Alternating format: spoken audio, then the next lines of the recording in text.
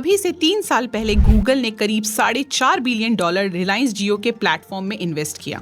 इस इन्वेस्टमेंट के पीछे गूगल और जियो का आइडिया था कि एक ऐसा बजट स्मार्टफोन बनाया जाए उन करोड़ों भारतीयों के लिए जो कि महंगे स्मार्टफोन अफोर्ड नहीं कर सकते। यह दुनिया की सबसे रेवोल्यूशनरी डील में से एक थी, क्योंकि जिस तरीके से भारत में इंटरनेट का पेनिट्रेशन बढ़ता जा रहा है और भारत जहां दुनिया की दूसरी सबसे बड़ी पॉपुलेशन वाली कंट्री है, वहां पर अगर बजट स्मार्टफोन आ जाता है तो इंटरनेट का एक्सेस काफी ज्यादा इंडिया में बढ़ सकता है और इसीलिए गूगल ने भी इस इनिशिएटिव में काफी बड़ा पार्ट लिया। इस बजट स्मार्टफोन को बनाने के लिए गूगल ने करीब 40 से ज्यादा इंजीनियर्स प्रोडक्ट मैनेजर की टीम बनाई, जो कि इस बजट स्मार्टफोन के लिए एक नया ऑपरेटिंग सिस्टम डेवलप कर रहे थे। इस लॉन्च के साथ जियो का एक टारगेट भी था कि वो पहले साल में करीब 2 करोड़ से ज्यादा स्मार्टफोन इंडिया में सेल कर देंगे, लेकिन जहां 2 करोड़ का एक्सपेक्टेशन था वहीं 20 लाख फोन भी नहीं बिकते। इंडियन मार्केट में उनको प्राइस रिड्यूस करना पड़ता।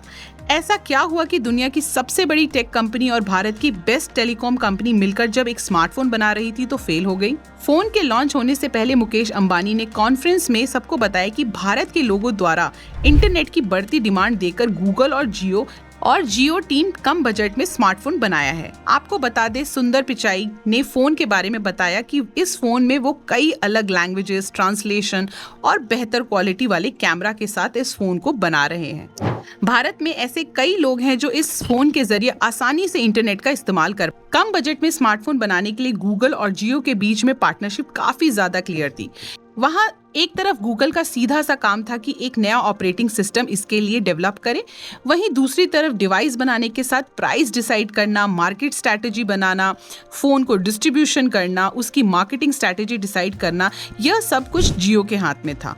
और इस वजह से शायद जियो इन सभी फैसले को लेने में काफी एग्रेसिव था, क्योंकि जियो कहीं भी कमी नहीं छोड़ना चाहता था। लेकिन ये फोन आखिर फेल कैसे हुआ?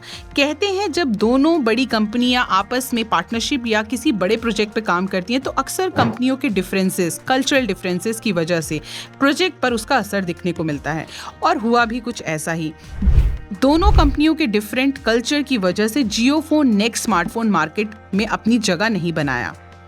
देखा जाए तो फोन के फेल होने के पहला कारण इसकी बजट स्मार्टफोन को बनाने के लिए गूगल और जियो के बीच में जो फोन की स्पेसिफिकेशन होने वाली थी उसमें परेशानी होने लगी थी। दरअसल गूगल का वर्क कल्चर काफी ज्यादा डेमोक्रेटिक है। इसका मतलब है कि कोई भी इंसान एक नया बड़ा डिसीजन लेने के लिए वहां तैयार है, लेकिन जियो में ये कल्चर बिल्कुल अलग है।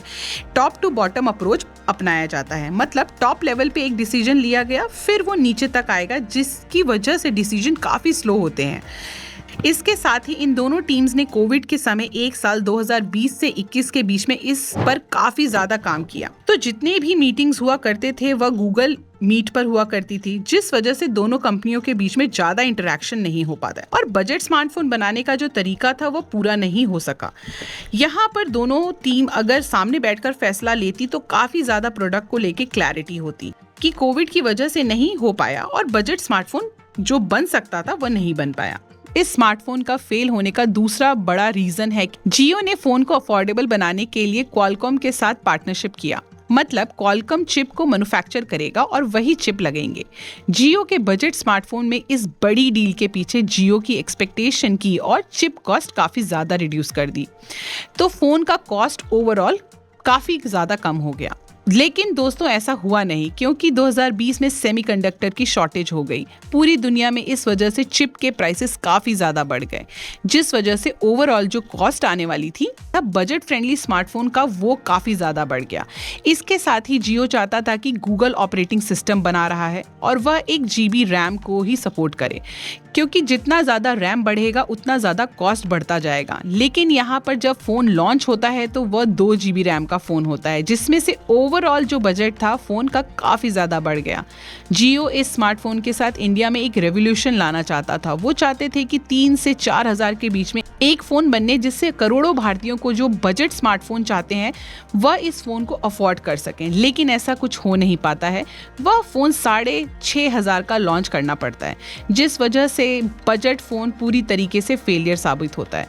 भारत में पूरे 5G के जाल बिछाने के लिए जियो के करीब $11 बिलियन खर्च किए और अब वह समय उनका रिकवरी का भी है।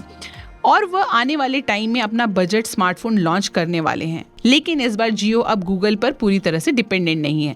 वह अपने चिपसेट के लिए पूरी तरीके से पार्टनरशिप करने जा रहे हैं साउथ कोरियन कंपनी सैमसंग के साथ। लेकिन यहाँ उठता है कि क्या सैमसंग के साथ पार्टनरशिप करके जियो सबसे सस्ता स्मार्टफोन लॉन्च कर सकेगा? तो दोस्तों ऐसा होता कुछ दिखाई नहीं दे रहा, क्योंकि 5G चिप के पैसे काफी ज्यादा महंगे हैं, जिस वजह से इन्हें सस्ता स्मार्टफोन लॉन्च करना है तो वो तो जियो के फीचर्स के साथ कॉम्प्रोमाइज करना होगा। फिर शॉर्टेज के साथ कुछ फीचर्स उनमें कम करने पड़ेंगे।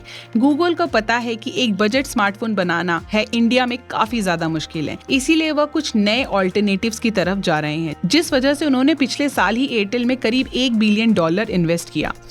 यह $1 बिलियन 2 पार्ट में स्प्लिट होता है, जिसमें करीब $700 मिलियन में वह करीब 1.3% इक्विटी एयरटेल में इन्होंने खरीदा है। इसके साथ ही जो बाकी के $300 मिलियन बचते हैं, उसमें जो बजट स्मार्टफोन बनाना है उसे क्लाउड डिटेल सिस्टम के डेवलपमेंट के लिए $300 बिलियन खर्च किए जाएंगे। इंडिया में बजट स्मार्टफोन बनाने वाली दूसरी बड़ी कंपनी है रियलमी। तो यहाँ पर एयरटेल ने रियलमी के साथ भी कोलैबोरेशन करना शुरू कर दिया, ताकि वह भी एक बजट स्मार्टफोन इंडिया में लॉन्च कर सके। वीडियो आपको अच्छी लगी हो तो वीडियो को एक लाइक करिए। ऐसे और भी जानकारी सुनने के लिए अभी चैनल को सब्सक्राइब करिए।